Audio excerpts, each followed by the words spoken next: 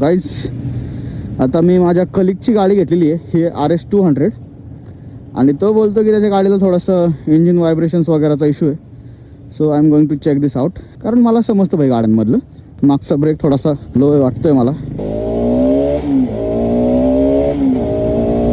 जी clutch plates ज्या आहेत त्या झालेल्या आहेत वॉर्न आउट भाई. क्लच प्लेट गेली अरे हिची, कारण इंजिन स्मूथ नाही एवढं, व्हायब्रेशन आहेत. क्लच प्लेटचं पण काय म्हणतोय मी, कारण भाई ओढतीला बेकार, पण तुझी गाडी ओढत नाही. तुला हाय भरपूर आहे सध्या खर्च याला. ब्रेक ब्लिडिंग करून नवीन ऑइल भर, ब्रेक पॅड चेंज कर, कारण पुढचं ब्रेक आहे ना लिव्हर हार्ड आहे, मागचं पण सेम आहे, हार्ड झालेलं आहे. ब्रेक पॅड चेंज करून टाक डायरेक्ट. हां ठीक आहे, पुढची पण ठीक आहे, काय विषय नाही. डिस्क वॉर्न आउट नाहीत, फक्त पॅड चेंज कर, ब्लिडिंग कर आणि .4चं ऑइल टाक. हां, कारण ते काय करतील, एकात 3 टाकतील, एकात 4 टाकतील, नाही तर मिक्स करून टाकतात. चुते असतात ते, काय पण करतात. त्यामुळे थांबून स्वतःहून .4चं ऑइल टाकायला लाव त्यांना.